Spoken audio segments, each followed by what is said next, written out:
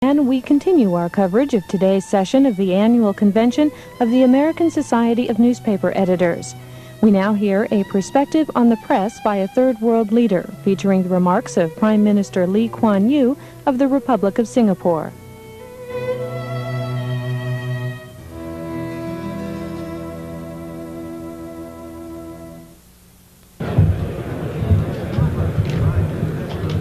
Good morning.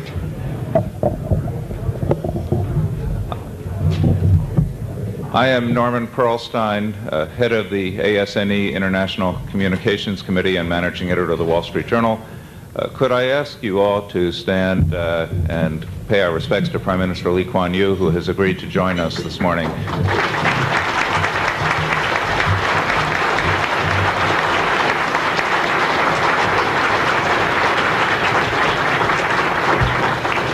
Thank you very much.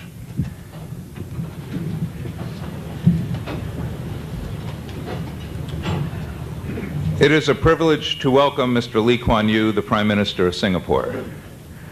Mr. Lee was born in Singapore in 1923 and was educated at Raffles College there.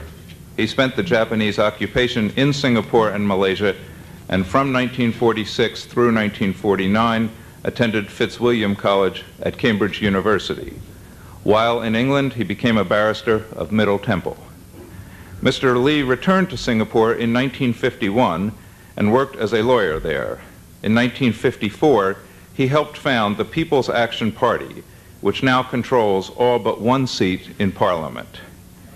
Mr. Lee became Singapore's Prime Minister in 1959. He was one of the Singaporeans who effected Singapore's separation from the Malaysian Federation in 1965. Mr. Lee became Prime Minister of Singapore against a backdrop of riots, hunger, and threats of communist subversion. During his tenure as head of state, Singapore has achieved what many, including the Wall Street Journal, would call an economic miracle. The country is known today for its commitment to free trade and for its annual per capita gross national product of about $7,000, one of the highest in Asia. At the same time, Singapore's attitude toward the press has gained it a less flattering reputation. In October 1986, the Singapore government began a process that cut Time magazine's Singapore circulation to 2,000 copies a week from 18,000. This action followed Time's refusal to print in full an article about political dissent in Singapore, refusal to print in full a letter from the Prime Minister's press secretary protesting a Time article about political dissent in Singapore. Time's full circulation was eventually reinstated several months after the magazine printed the letter in full.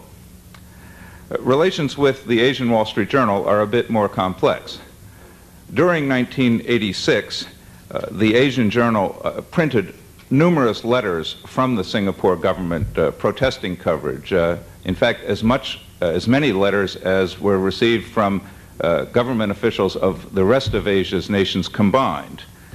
Nonetheless, in December 1986, the Asian Journal published an article about the prospects for a new Singapore stock exchange designed for trading second-tier stocks.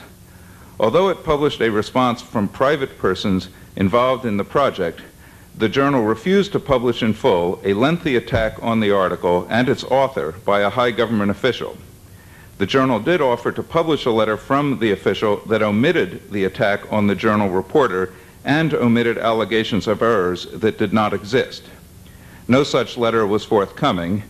Instead, the Minister for Communications and Information declared the journal to be a newspaper engaging in the domestic politics of Singapore and reduced its circulation in Singapore to 400 copies from 5,000 a day.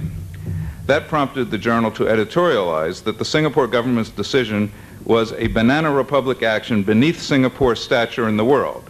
The journal was challenging the ban in Singapore's courts. On May 26, 1987, Singapore's Minister for Trade and Industry, the Prime Minister's elder son, Brigadier General Lee Hsien Loong, explained Singapore's actions in a speech to an international press group. He said that, to start from first principles, foreign newspapers have no right to circulate in Singapore. Many Western newspapers and magazines do circulate in Singapore, but not as of right. Circulation is a privilege we grant on terms. One term is that they will publish our corrections and rebuttals.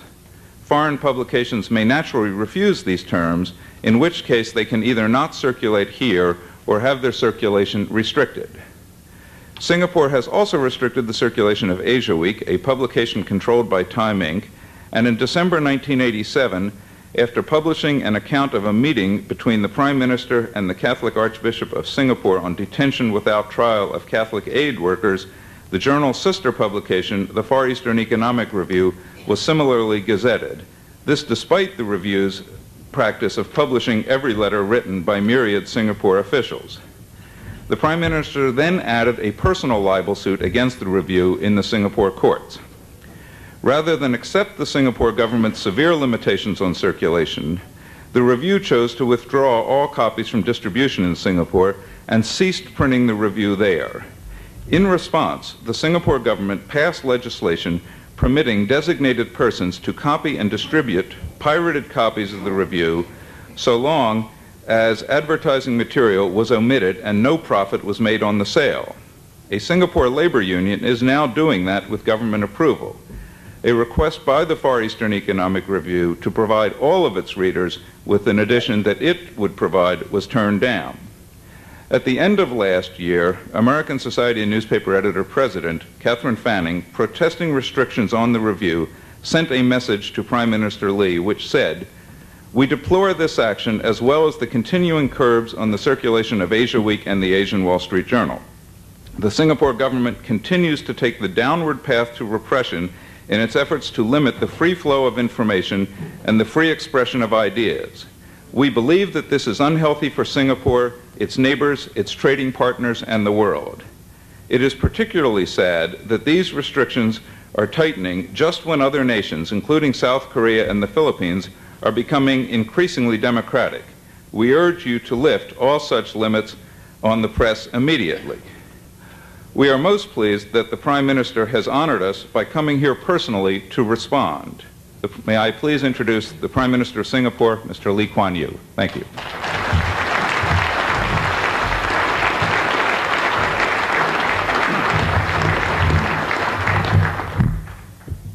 Mr. Chairman, ladies and gentlemen, one little correction on that recital of facts. We did not refuse the Review application to reproduce copies. They wanted to reproduce 10,000 copies. Others are already reproducing 8,000, so we offered them the balance of the 2,000 copies. They refused. They said either all or nothing. Well, so be it. I would like to respond by taking as read a speech which I had prepared, but omitting the opening passages, because my chairman has very deftly brought us right to the meat of the problem, and I think I should attack the bone. In the US, the press enjoys considerable influence in political and public affairs. The US model is particularly important. It represents the ultimate in terms of media freedoms and prerogatives. In March last year, the US State Department explained in an aid memoir to the Singapore Ministry of Foreign Affairs that it deplored the Singapore government's action to restrict the sale of the Asian Wall Street Journal, despite the fact that the journal had refused to publish the Singapore government's reply to an inaccurate report. It was because Americans believed, says the State Department aid memoir, the press should be free to publish or not to publish what it chooses, however irresponsible or biased its actions may seem to be. The logic is that where the media are free, the marketplace of ideas sorts out the irresponsible from the responsible and rewards the latter. I want to point out that the US model is not a universal standard. The media in other countries play different roles. These roles have grown out of their different historical experiences, their political systems, and their national temperaments. They represent equally valid functions which the press fulfills in different environments. A more appropriate model for the Singapore media would be the BBC World Service, which reports events impartially, but provides an interpretation from a definite perspective. In the BBC's case, the point of view of Western liberalism. BBC broadcasts in Singapore on FM 24 hours daily. It was a service meant for the British community, including their troops stationed in Singapore. When they departed in 1971, I personally asked them to continue it as a service to Singaporeans. Another model is the Japanese media. They also stay out of a partisan role in active politics. And they go beyond plain reporting to shape public opinion by helping build up a national consensus on important issues. Now, Singapore's history. It was a British colony. It has no history of a freewheeling, rambunctious press. In fact, if the British did not have press laws which they invoked to prevent the Chinese language newspapers in Singapore from crusading for the Malayan Communist Party in the 1950s and 60s, the Malayan Communist Party would have succeeded in doing to Singapore and Malaya what the Chinese Communist Party has done to China. Singapore's experience has made Singaporeans chary, even suspicious, of any newspaper crusading for causes or policies which people feel should be left to those who are openly in the political arena. When the marketplace contest of ideas has been practiced in many newly independent countries, it has ended in less than happy results. This happened in Sri Lanka and India. Both are heterogeneous, multiracial societies. In both there are intense racial and regional disagreements on important emotional issues such as race, language, and culture. In both, a plethora of media propound divergent and incompatible policies, mobilizing sectional constituencies and arousing emotions. In both, the result has been confusion and dissension rather than enlightenment and consensus. Similarly, in the Philippines, before martial law, it was an Asian version of the United States system. The Philippines press enjoyed all the freedoms, but they failed the Filipino people. A wildly partisan press helped Filipino politicians to flood the marketplace of ideas with junk and confuse and befuddle the people so that they could not see what their vital interests were in a developing country. And because basic issues like economic growth and an equitable distribution were seldom discussed and never tackled, the democratic system malfunctioned and President Marcos was able to declare martial law. Fortunately, a miraculous demonstration of people's power in February 1986 saved the country from impending disaster. Thus, whilst the US model of the press is good for the United States, as a universal standard, its applicability has not been proven. Singapore's case is unique, even amongst countries with colonial backgrounds.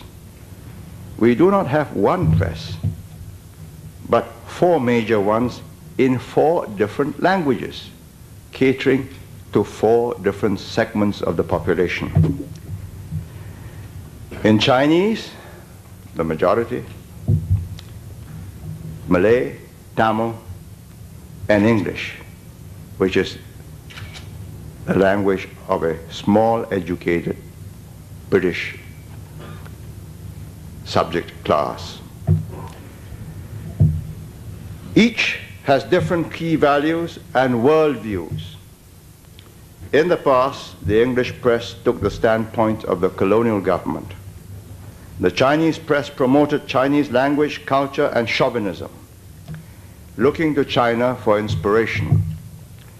The Malay press agitated for Malay rights and privileges and promoted Malay nationalism, identifying itself with the Malay Muslim communities of Malaysia and Indonesia. The Tamil press maintained ties of the local Tamil community with the mother country, Tamil Nadu, in India. Now imagine an island 1/5 the size of Rhode Island, 1/5 the size of Rhode Island, just over 200 square miles, inhabited by 2.5 million people, with over half its adults, first generation immigrants, people born in China, in India, in Sri Lanka, Bangladesh, Pakistan, Indonesia, and the rest of the archipelago. 75% are Chinese from 7 major clan and dialect groups springing from South and Southeastern China. 15% Malays and Indonesians from the archipelago, 10% Indians, Pakistanis, Bangladeshis, Sri Lankans, Burmese, and Eurasians. We have never been one community. For decades, we coexisted in separate segments of the island, demarcated by the British for disparate immigrant groups. From these unpromising beginnings, we have had to try to build one nation. But the melting pot was not an option. We have been independent for less than 23 years. Parents are determined to remain the different kinds of Asians they are, and to keep their children that way. We cannot obliterate cultural and religious distinctions between the racial groups. We cannot even try to remove the language differences. Yet we have had to create enough shared values and a single national identity. And it has taken the government many years to get the different races intermingled into new towns as we resettled the population. Gradually, we hope to reconcile these centrifugal trends and to bring the press in the different languages closer together, approximating, however inadequately, one national view. The process has been helped by the adoption of English as a common working language. A new generation of Singaporeans has been educated with English as their first language, a step-mother tongue, if you will. But this has created new dangers and problems. If we lose too much of our original cultures and their value systems, we may lose our bearings altogether. Singaporeans have to be Asians because Singapore is irrevocably a part of Asia. Parents know that if their children take in too much of America and the West daily on TV and in the newspapers, the result will be disorientation because Singapore is not the West.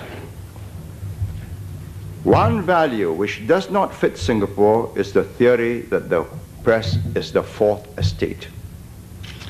And in Singapore's experience, because of our volatile racial and religious mix, the American concept of the marketplace of ideas, instead of producing harmonious enlightenment, has from time to time led to riots and bloodshed. I have this anecdote as a footnote. But my colleague, the ambassador, tells me perhaps I should read it out, because it should not be a footnote for Americans.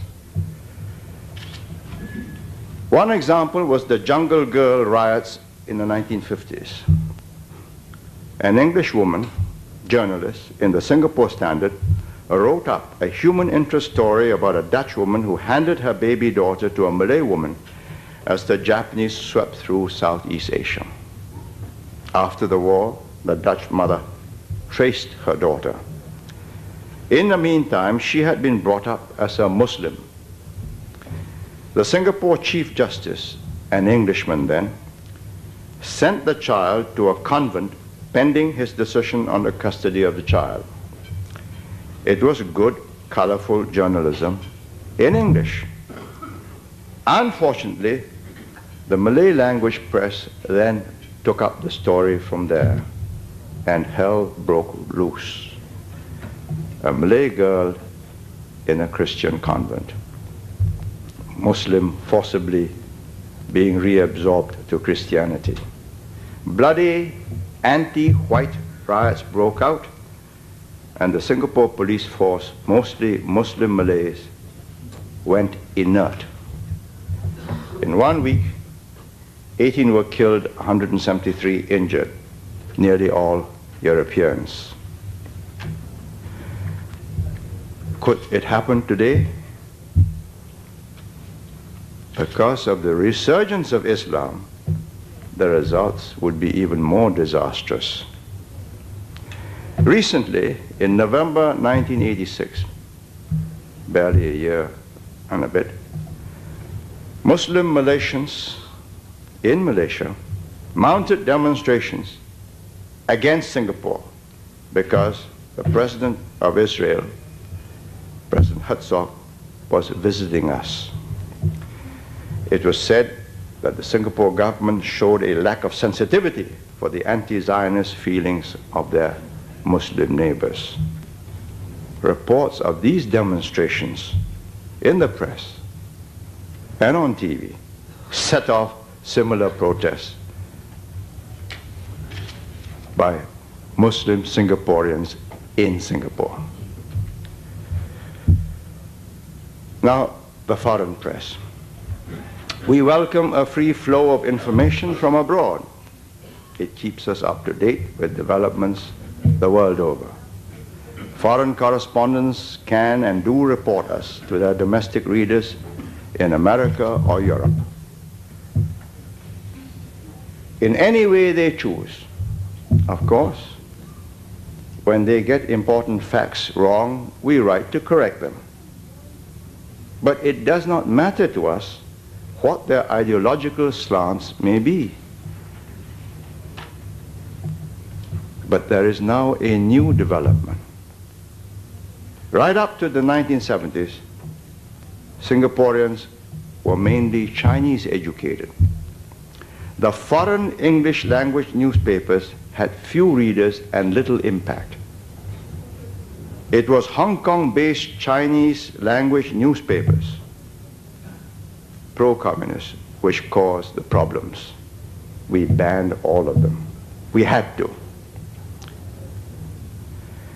In the 1980s, it was a turning point in the electorate of Singapore, from a mainly Chinese educated to now an English educated majority. In 1981, English displaced Chinese, Malay and Tamil to become the language of instruction of all schools and universities in Singapore. Now, the English language carries with it, as I only know too well from my own personal experience, the cultural values of the British and Americans whose civilizations they encompass. But Singapore cannot model itself on America. It does not have the cultural, the historical, or the economic base for an American approach to life and politics. If you put 2.5 million Americans into Singapore, you will come to grief with your neighbors and the rest of Southeast Asia within 6 weeks.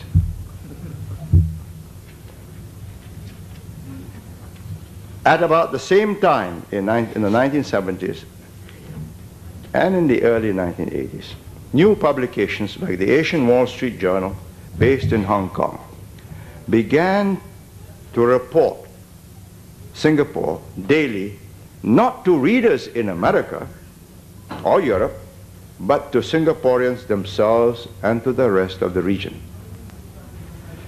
My chairman was kind enough to remind me that he met me in 1976 for the first time, because he was the first editor of the Asian Wall Street Journal. It was a new kind of press. It's offshore Singapore press. Western correspondents, primarily Americans, some British, some Australians and New Zealanders and their staff, reporting Singapore as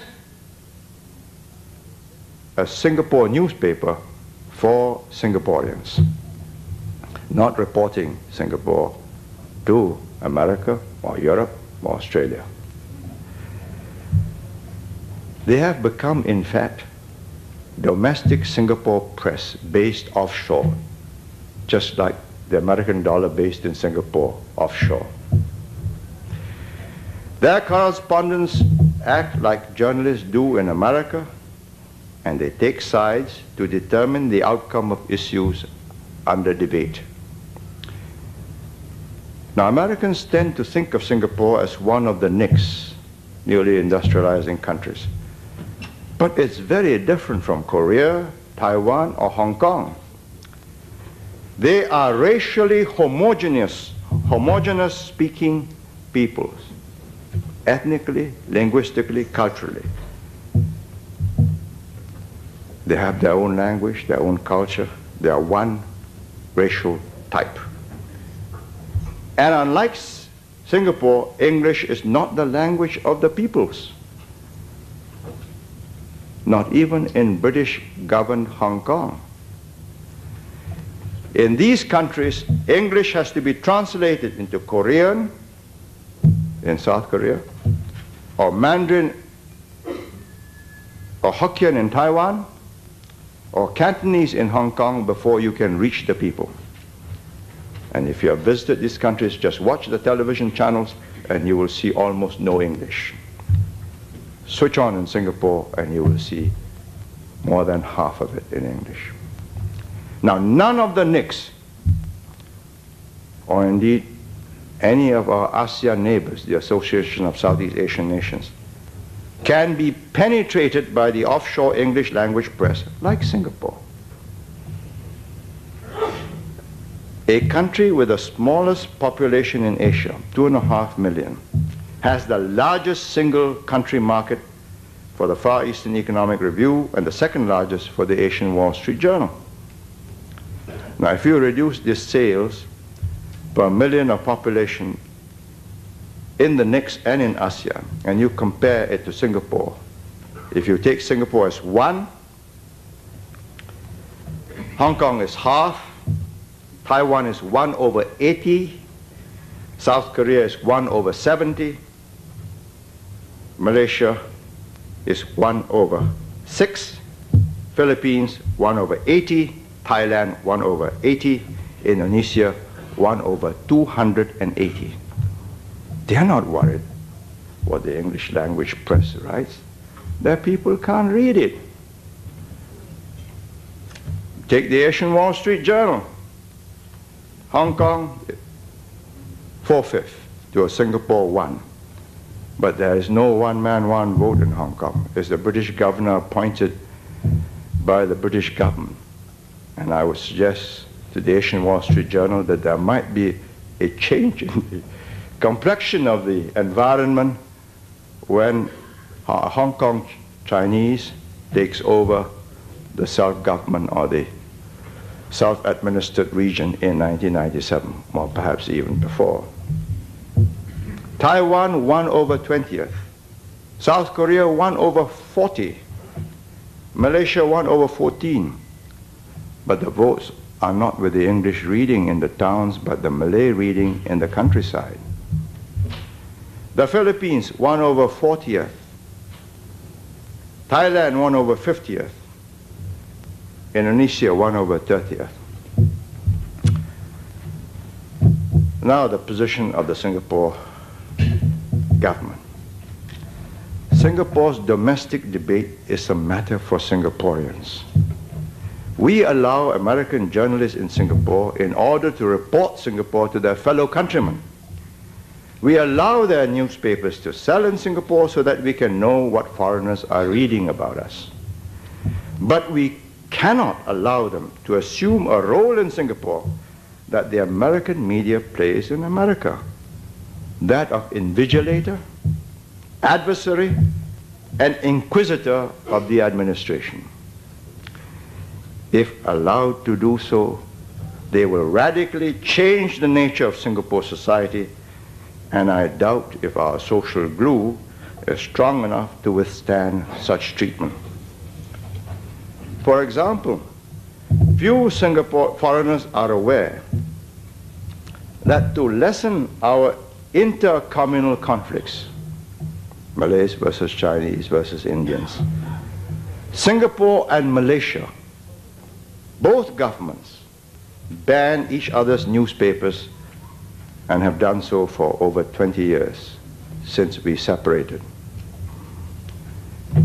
The last big Malay-Chinese riots in Malaysia in 1969 sparked off similar riots in Singapore in a matter of days. We are the closest of neighbors. Unfortunately, one country's newspaper reporting what its people, its own people, are doing and saying can cause Malay-Chinese troubles in the other country if it is read there. It appears preposterous. But the reason is simple. The two countries have two different solutions to their not dissimilar interracial problems. And to read of another solution and the implications of that solution causes problems for the other.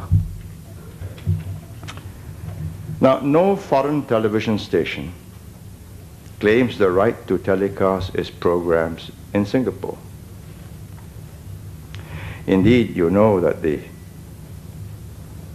FCC, the Federal Communications Commission, bars foreigners from owning more than 25% of a TV or radio station. In other words, only Americans can control a business which influences American public opinion.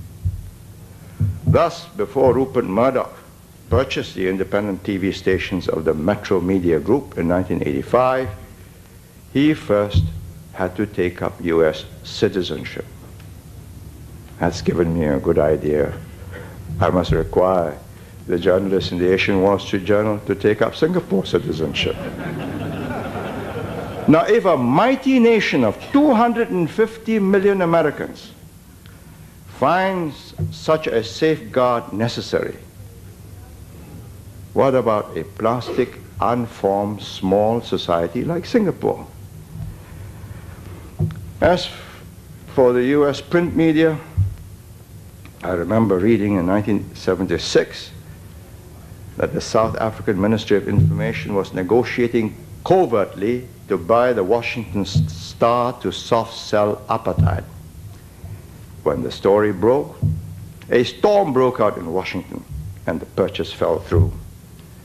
Americans were outraged at this South African attempt to soft-sell apartheid in America's marketplace of ideas.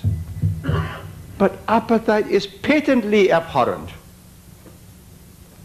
If, as the State Department wrote to us, the marketplace of ideas automatically separates the good from the bad and rewards the good, why be outraged at South Africans wasting their money trying to propagate and sell the bad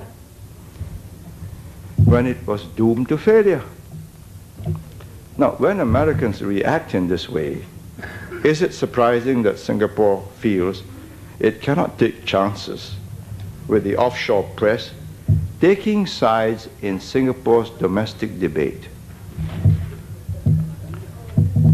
I need hardly remind my chairman that circulation in Singapore is a privilege granted by the Singapore government on Singapore's terms. The terms are that they should report us as outsiders for outsiders, i.e., do not become a partisan in our domestic debate. If they do not want to accept these conditions, they do not have to sell in Singapore. Now our disputes with the four press. In the last 1.5 years, we have had to restrict the circulation of Time, Asian Wall Street Journal, Asia Week, Far Eastern Economic Review, all Hong Kong-based publications. Disputes with 3 of them, Time, Asian Wall Street Journal, and Asia Week, have been over our right to reply. All 3 published inaccurate reports. The government wrote to put the facts straight. Time and Asian Wall Street Journal refused to publish the government replies. Asia Week published the reply, but without our consent, tampered with it and attributed doctored version of the letter to a spokesman of the Singapore government. Part of the freedoms that the press has acquired when it goes offshore. The Far Eastern Economic Review published a story which was not only false but also defamatory. I had my press secretary write to them twice. It's a weekly, so there was plenty of time to think it over, to substantiate or to withdraw the allegations. They refused to do it twice, either to substantiate or to withdraw, despite my secretary stating out the facts, countering the allegations they have made, and being ready to prove our side of the story. They left me with no choice but to restrict their circulation. But that was not good enough, because my voters have read of me cheating or conning my archbishop to saying things which he obviously never intended to say, which would lose me a lot of votes with the Catholics. So I have to sue them for defamation, libel, in order that the facts will be litigated, and either I am a liar or the Far Eastern Economic Review is a purveyor of falsehoods. And in Singapore, our cases go right up to the Privy Council in London. These are printed words, they're not orally spoken. There's no question about what was said. There's also no question about what we say took place, because that's also in our letters in print. Now, the government could have simply banned these publications, but it would have been an overreaction. We have never banned any publication other than the communist ones. We try very hard not to, amongst other reasons, to deny these publications the moral high ground that we are afraid of what they say about us. Now, since sales is one of the principal motivation of these journals, we thought it was sufficient if we restrict their sales of advertisements. In fact, we offered the Asian Wall Street Journal the right to sell without advertisements, and they turned us down. The argument was the advertisement is a part of the newspaper. That's also the right. It has the right to circulate. Now, restricting circulation does not deprive Singaporeans of access to information. Once a few hundred copies are available, anyone who needs any information can make a photocopy for himself. Alternatively, he can buy an advertisement-free copy of the journal, since the law, as we have now amended, allows individuals to reproduce and sell copies of restricted journals, provided all advertisements are removed, and the person doing so makes no profits from his service. The whole object of this exercise is a test in wills. Who has the right to publish what in Singapore? That is what it is all about. It's not about copyright. It's not about freedom of the press. It's about the right of a foreign newspaper and its correspondents to participate in Singapore's domestic life. Simple and straightforward. By not allowing these journals to increase their sales, we have achieved some concessions. Both Time and Asia Week, after considerable delay, relented and published the disputed letters in full. So we restored Time's circulation, and in due course will restore Asia Week.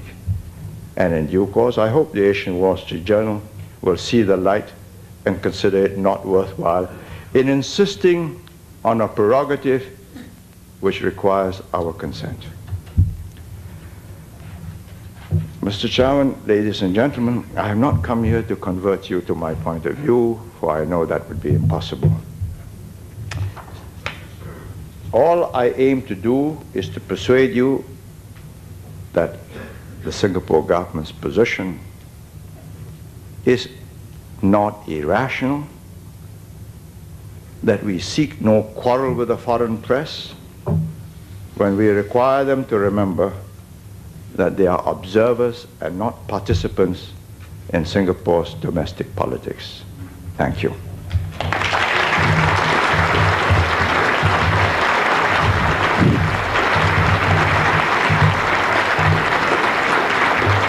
Thank you very much, Prime Minister Lee. The Prime Minister has agreed to take some questions from the floor. Before doing so, let me tell you that copies of his speech as well as some supplementary material will be available outside this meeting hall after this session. Any questions from the floor, please? Yeah, right here. And could you please identify your publication as well? Yes. Jerry Seppo, San Jose Mercury News.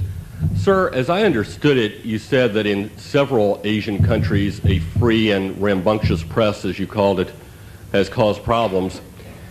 And I understood you to say that in the Philippines, in a way, despite a free press from time to time, people power managed to overthrow the Marcos regime. That is different from what I understood. My understanding was that disclosures, in some cases by the American press, printed both here and reprinted in the Philippines, helped stimulate that people power, if you will. Do you not think that a free press helped overthrow the Marcoses?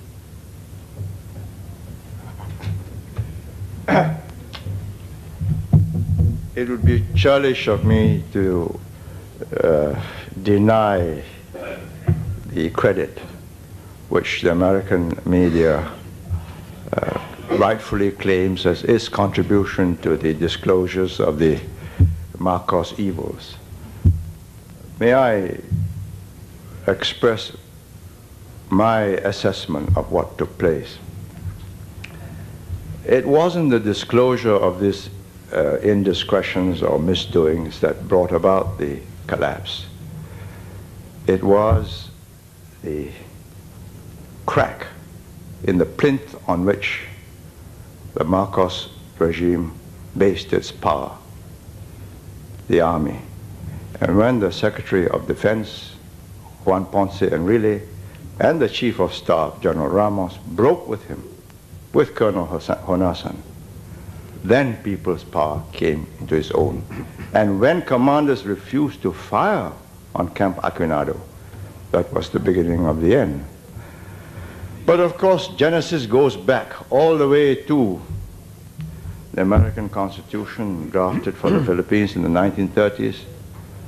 But I make bold to suggest that the American style of modeled Filipino press in the years before martial law did not contribute to enlightenment.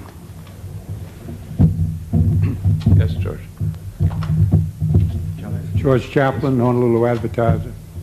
Mr. Prime Minister, despite your explanation and rationale, the central fact is that you exercise censorship with an iron hand, starting, by the way, with the local media.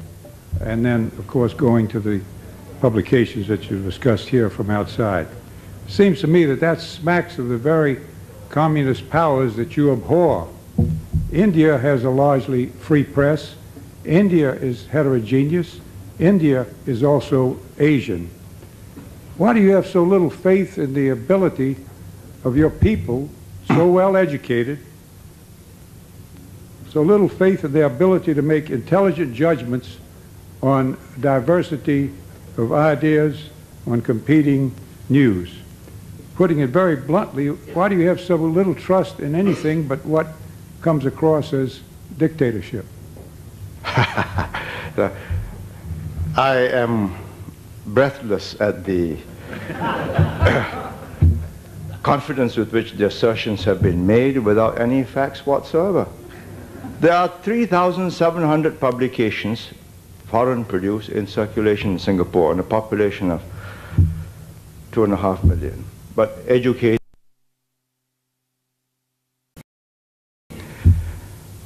I don't want to go into the intricacies of the Indian media, but I would only like to add that the Indian newspaper editors whom I know and some of whom work in Singapore do not consider that the Indian press is free because they can't buy the newsprint, amongst other reasons, if they get difficult. So it is not that simple and straightforward. When you have a multi-racial, multicultural, multilingual situation, not a multiracial but a monolingual, monocultural situation as in the United States, where different groups have joined a majority culture and language, then you have divergent centrifugal forces. Because each language carries with it its own baggage of cultural values, emotive overtones, and worldview. We still have very major newspapers in different languages. The English language newspaper reaches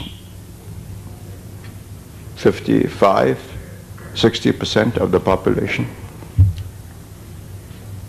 Not quite, I think, of the population under 35, the educated, English educated population.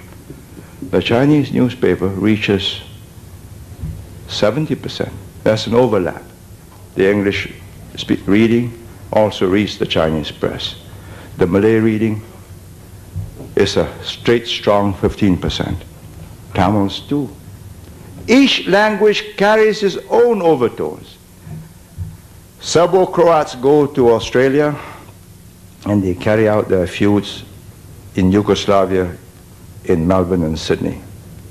It takes a long time before they become Australians. We have never tried the free marketplace of ideas, even when the British were in charge, and they didn't have one man, one vote.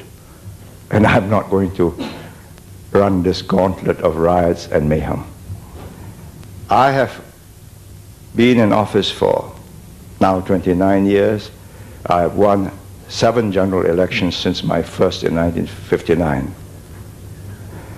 I think that qualifies me at least to be able to say that I do know Singapore better than the questioner. I think we have time for one more question, please.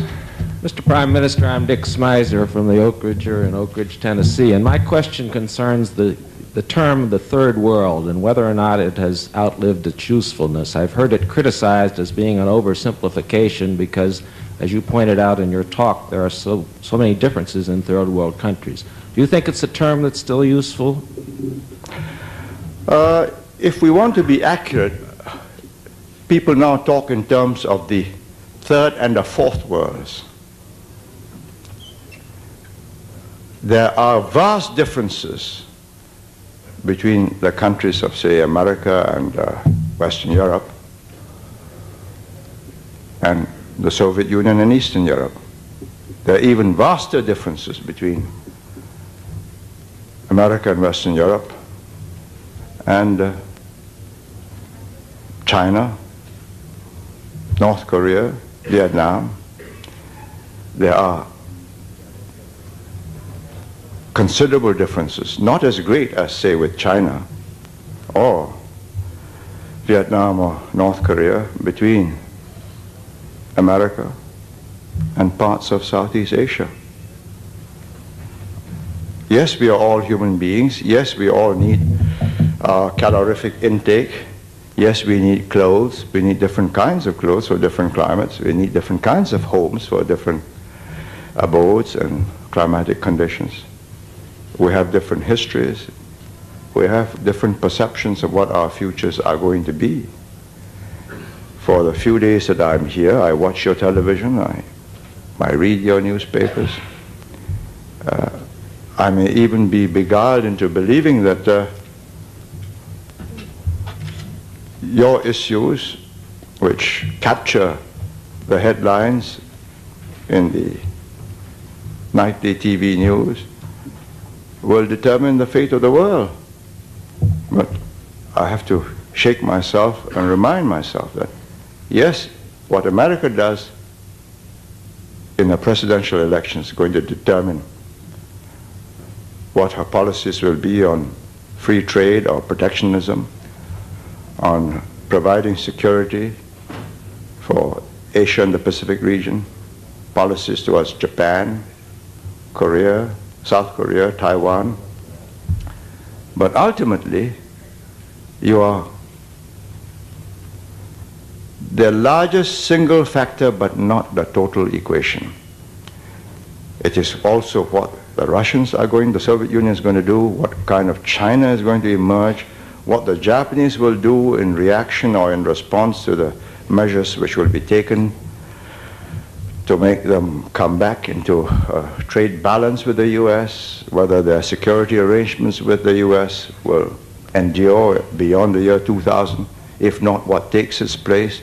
How much of burden sharing can there be when they can only go as far as 1, maybe 1.5% of GNP for defense, and if they go beyond that, they'll have the rest of Asia alarmed. So it's going to be a very different world. You can recover your elan, you can stand tall, you can make new breakthroughs into space and high technology. I have to remember that my neighbors are still in the paddy fields, that I am in Southeast Asia, that even a few not skyscrapers, but just a few high-rise buildings in Singapore can become a kind of an affront to rice field cultures. And therefore, it requires a different presentation of our relationships and our role in the region. So, if you ask me, can you classify them into first, second, and third worlds? I say yes, for sake of simplification, but if you want to be accurate, there are many more worlds than 3 or 4. I mean, I meet leaders from many countries from time to time in various conferences. And when I meet the leader from Uganda, I know that I'm meeting somebody whose world has collapsed and may not be put together again for another 100 years. We are not the same, and probably never will be. Thank you very much, Prime Minister Lee. Before adjourning, if I can just make 2 very quick comments. One, as head of the International Communications Committee over the last year, I have worked very closely